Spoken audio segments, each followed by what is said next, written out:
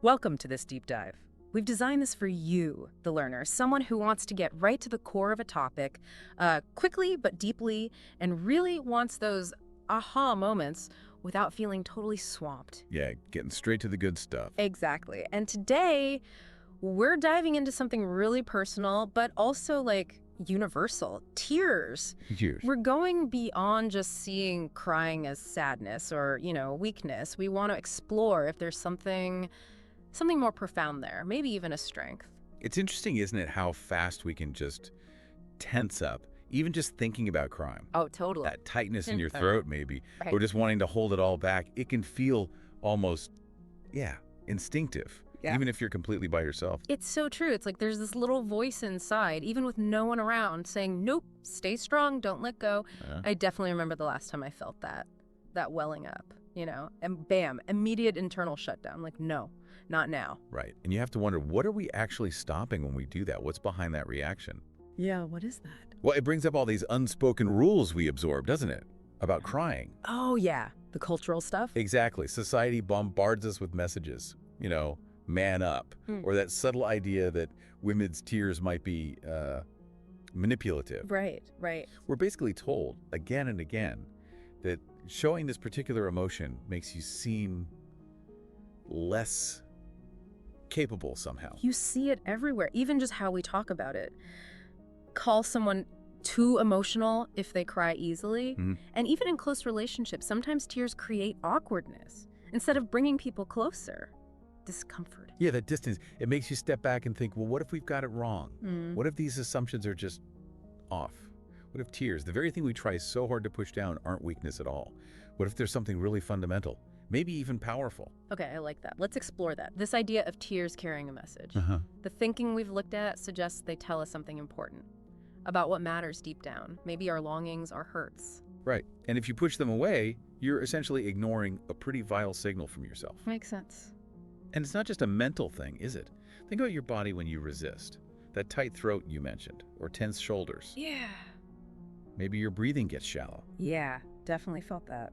Your body is actively resisting. It's almost like it's trying to protect you from the feeling the tears want to express, physically holding it back. And underneath that tension, there's often fear, isn't there?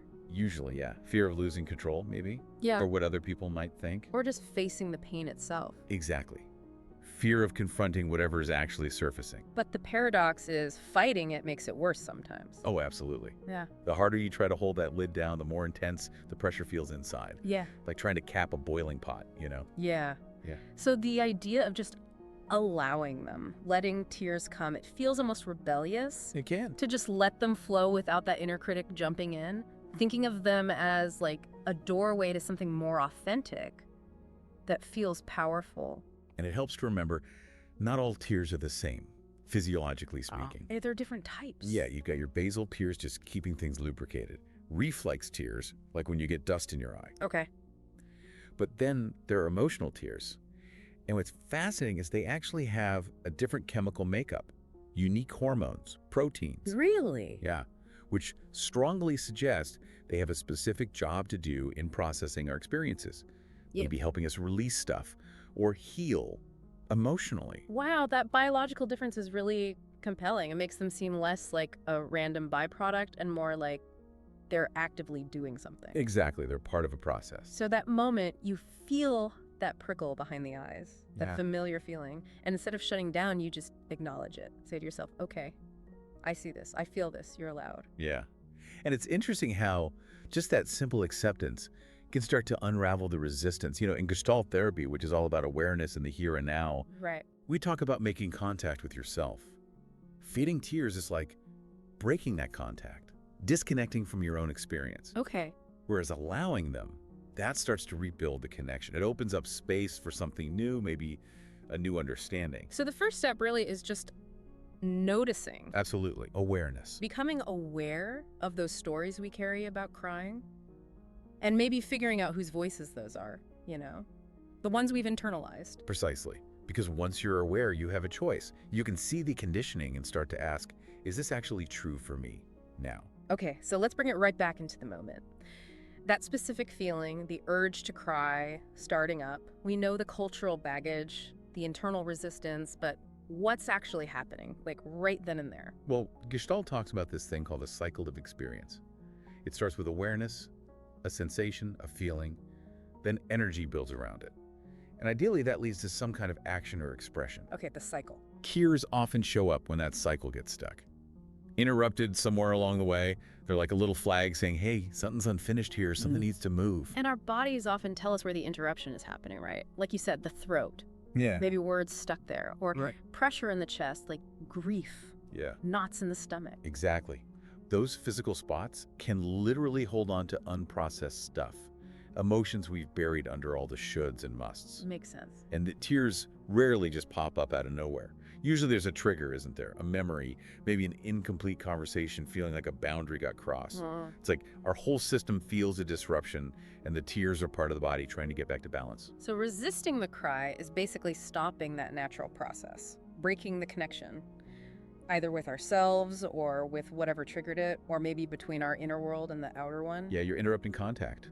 Oh. And that leads straight to disconnection. Instead of fully being with what's happening, we find ways to dodge the intensity. How do we do that? Oh, lots of ways. Yeah. Maybe we intellectualize, just think about it instead of feeling it. Or distract ourselves. Scroll on our phone, grab a snack, try to numb out. Guilty. We all do it. But these patterns, they serve a purpose, avoiding feeling too much. But the cost is often feeling fragmented, disconnected from parts of ourselves. And there's that concept you mentioned, retroflexion. Right, retroflexion. It's when you have an impulse meant for the outside world, maybe towards another person, and you turn it back onto yourself instead.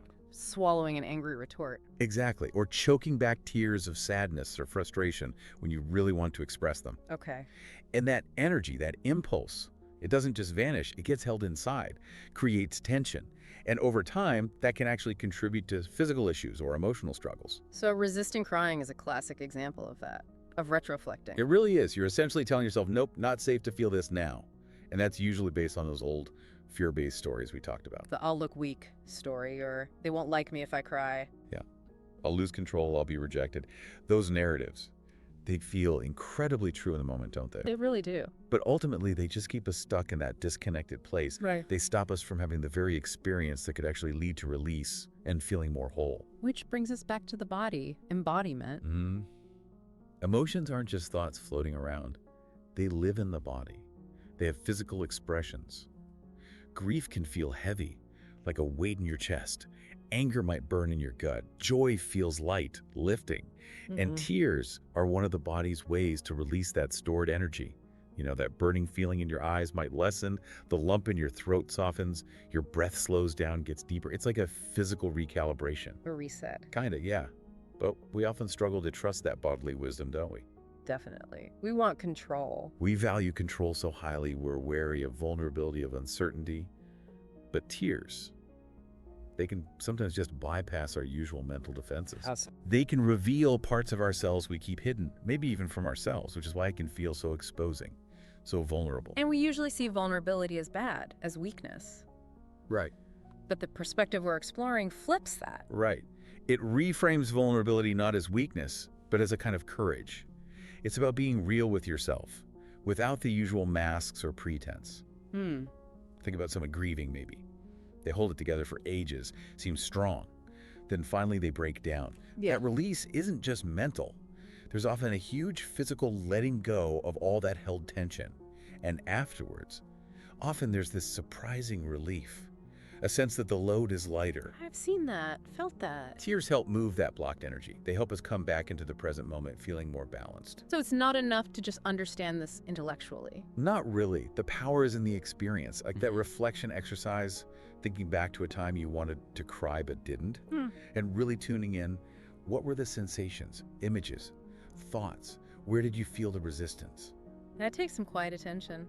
It does. And noticing the judgments that pop up, oh, that's silly, or I shouldn't feel this way, those are usually echoes of old conditioning. Right. The internalized voices again. Exactly. And then bringing in some curiosity, gently asking, what am I really afraid of here? What's the worst that would happen if I just let myself feel this fully? And often the fear isn't even about the tears themselves, is it? Rarely. It's usually about what we think they represent, like surrender, letting go of the need to be perfect or always in control, making space for something unknown. Which feels scary. It can. But healing from this perspective isn't about erasing pain. It's about integration, learning to hold the complexity of our feelings and experiences, and tears seem pretty vital for that integration process. Okay, so we've explored the resistance, what happens in the moment. What about the other side? When we actually do allow the tears, what shifts then? What's the transformation that can happen through acceptance? That moment of allowing, you can often feel it physically first. Yeah. That slight loosening of tension somewhere in your body. Maybe the burning behind your eyes cools down, a sense of a weight lifting, even just a little. Yeah. That's often the start of integration. Yeah.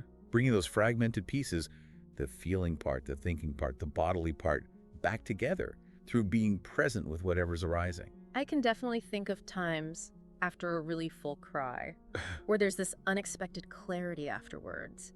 Or even peace, that feeling of, okay, I don't have to carry all of this alone. Exactly. Those moments aren't magic. They're the natural result of letting that cycle of experience complete itself. Tears can be like waves that wash through, cleansing and transforming the inner landscape. That's a nice image. Waves. And there's another layer too, connection. Allowing yourself to cry can sometimes create an opening for others to see your humanity, to meet you in that vulnerable space. But that's also where the fear comes back in, right? Don't look weak, don't be needy, don't be a burden. Absolutely. Those fears can stop us from accepting that potential connection. But paradoxically, true vulnerability often draws people closer. It builds real intimacy, shared understanding. So how do we move from resistance to acceptance? A big part is taking responsibility for our own process. Recognizing, these are my tears, my feelings. I get to decide how I relate to them, regardless of those old stories or fears. It's about changing the relationship. Exactly. Yeah. Shifting from seeing tears as the enemy, something to be sought, to seeing them as allies. Messengers bringing valuable information from your inner world. Okay. And that practice we mentioned, gently revisiting a time you held back, giving yourself permission now to feel what wanted to be felt then, noticing the body, the thoughts, without judging them. That can be incredibly powerful. And then asking that question again. Yeah. What am I protecting myself from? And then just allowing the fear and the feeling to be there together. Holding both, that capacity to hold complexity, that coexistence, that's real strength. It totally reframes strength, doesn't it? Completely. It's not about being a stoic wall. It's about the courage to embrace your whole emotional reality, trusting that you can handle it, knowing you're actually more resilient than you probably think. And that resilience often grows from softness, from openness. When you start seeing tears not as defeat, but as a resource, a source of wisdom, compassion, even power. They're a part of the intricate, beautiful mosaic of being human. So that final thought we were considering, it really lingers. Tears aren't the end. They're often a beginning.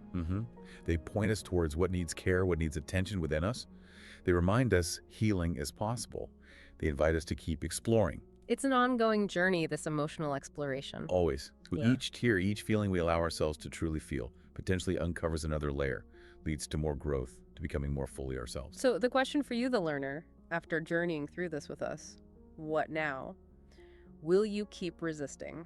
Or maybe lean into your tears a little more.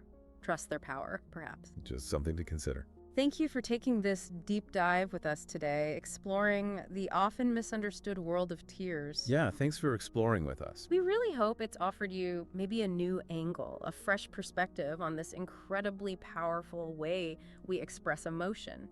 Maybe take some time, sit with the questions that came up for you, reflect a bit on your own relationship with tears. What are the stories you tell yourself about them? Yeah, what might happen if you just allow them a bit more space, a bit more freedom? It's not about forcing anything, of course, just maybe opening up to understanding your inner world a little more deeply. Certainly. We definitely encourage you to continue this exploration on your own terms. What really struck you today? What other questions popped up? Maybe you want to look more into some of the ideas we touched on, like Gestalt, or maybe just pay closer attention to your own emotional responses over the next few days. It's your journey, your path towards greater self-awareness. It's unique and it's always unfolding.